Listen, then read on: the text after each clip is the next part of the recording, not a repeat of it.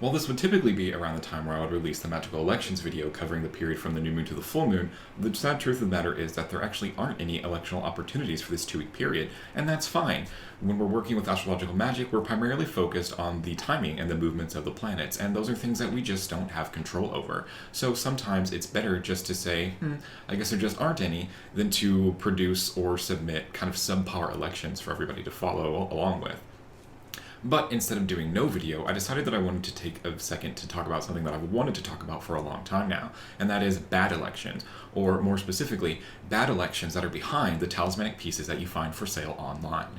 Now, I'm not doing this to be mean-spirited or to call anybody out, but really more as just an example of buyer beware.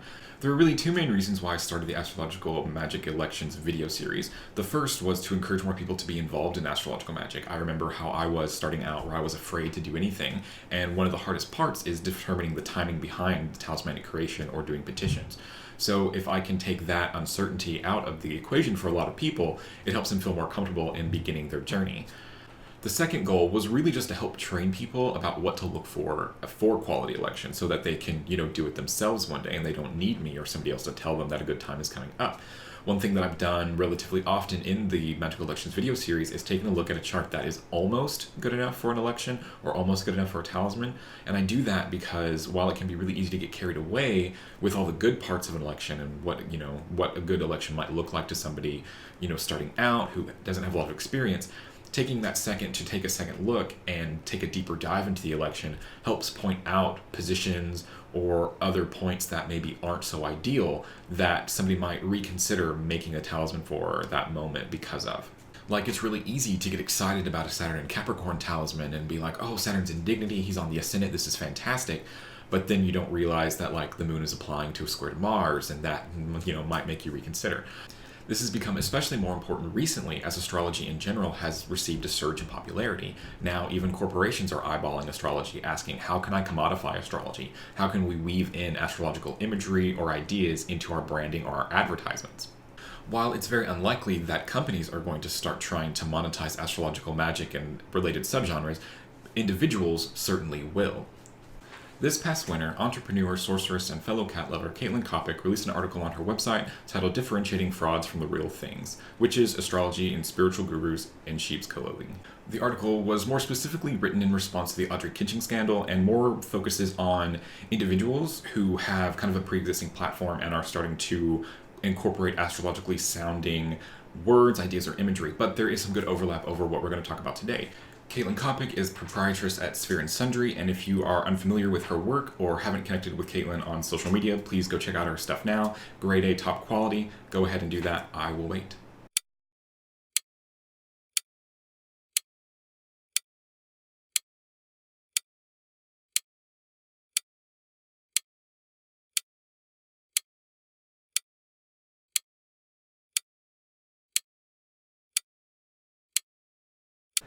Welcome back. While Caitlin's article is filled with good tips for spotting inauthenticity in astrological offerings, I really wanted to focus on the part about the astrological and magical claims, specifically about the electional chart being visible or presented at all. It's one thing to claim that there is an astrological timing behind some material or some talisman being made, but it's an entire other thing to show it and show it off and put it under scrutiny. But what she says is absolutely true. It was really interesting while trying to research this video and trying to discover these elections behind these talismans that were for sale. The websites for individuals who put their elections more openly on display had higher quality elections, with the questionable bits being either less questionable or offset by some other factor to make them basically a non-event. Those websites for individuals where I had to go and hunt down the information behind the election, either like location or timing or anything like that, had more dubious elections with more obviously glaring errors in them. So before we move forward into the elections, I wanted to take a second just to kind of recap the information that we're kind of looking for when we're doing planetary talismans specifically. So when you're crafting an election for a planetary talisman, you want, one, the target planet to be in some form of its dignity, preferably domicile or exaltation, but there are uses for the lesser dignities, specifically the decans or the faces, which have a slightly different format or setup to their electional creation. So possible, but a little bit different. So for example, if you want, say, a Mars talisman, you want Mars to be in his signs of domicile, Aries or Scorpio, or in his signs of exaltation, Capricorn. Simple. The second piece is that you want that planet to also be in an angular house, as close to the angle as possible. So in the first house or in the 10th house, pretty much as close to being exactly on the ascendant or the midheaven as you possibly can. There have been times in the past where I've recommended or have worked with electional charts with the planet on the IC, but those aren't really something I would recommend all the time or just kind of like for general consumption. The third piece is that you want it to be either the planet's hour or the planet's day. So if you're making, a Mars talisman, you want Mars to be in Aries, Scorpio, or Capricorn. You want Mars to be on the ascendant or on the midheaven, and you want it to be a Tuesday, Mars's day, or one of Mars's hours within some other planet's day. Fourthly, you would like the moon to apply immediately to that planet. So you want the moon to apply to Mars in this example, either by a sextile or trine, but even squares aren't that bad. Like, any aspect is kind of better than no aspect. And those are kind of your main 4 building blocks: planet in dignity, planet in an angle, planet's day or hour, moon applying to planet. Interestingly, it's when you get to the third and fourth pieces, the moon applying to the planet or the planet's day and hour, is where you kind of start to see a lot of the elections kind of break down. On top of that, all that good stuff that you do want, there's a whole list of things that you don't want. You don't want Mars or Saturn involved. You don't want the Lord of the First House to be retrograde or combust. You don't want it really to be cadent, things like that. Like, there are other parts of it involved that can kind of spoil the recipe, more or less. And so you always kind of want to have an eye out for those instances, just in case there's that happening in the background. So without further ado, let's get to our examples. So here is our first example, and it's described as a Mercury talisman, and you can kind of see what we're going for here. Mercury is on the ascendant, with the moon applying a conjunction to Mercury, which is obviously very good. The downside is that Mercury is in Taurus, which is not a sign of dignity for Mercury. We'd look more for like Virgo or Gemini. But it may be that this talisman is supposed to be more of a decanic talisman, because from 0 degrees to 9 degrees of Taurus is Mercury's decan. So it may be that this is more what this talisman creator was going for, but the problem is, kind of as I alluded to before, when you're doing decanic talismans, they're not the same as general planetary talismans. Like, they have a specific format, which the Picatrix describes as involving the sun a lot more than the moon. So it would be more important for the sun to be, an aspect to the ascendant or an aspect to this decan, which is not the case here. So this election is either for a out of dignity Mercury, or it is a decanic election that is not complete or not fitting within the format of the prescribed decanic elections. Here is a series of Venus talismans. They're all from different sellers, all from different sources, and I kind of wanted to show them from good to worst. So like the best, most acceptable election first, with kind of the least amount of problems, kind of devolving into the one with the most amount of problems. So our first one, kind of the better one or the best one of these options, is Venus in Taurus, Venus in dignity, which is good. Venus on the midheaven, another box checked. And it's the Venus hour at this time that the talisman was made. So 3 really good. And our only kind of missed point is that the moon is applying a sextile to Jupiter instead of Venus. And now the sextile to Jupiter is not what I would call a bad substitute, but it's just one of those things, like, ideally you would want the Venus moon connection to be involved as well. The moon is so important in astrological magic in sort of unifying and bringing down a planet's spirit or significations into the material world, that not having that lunar aspect with the specific planet that we're after is such a missed opportunity. So really important, something that I definitely highly value in my elections, which is something that, as we'll see, doesn't seem to be kind of a common thing. So our second Venus election shows Venus in Taurus again. So Venus in domicile is really good.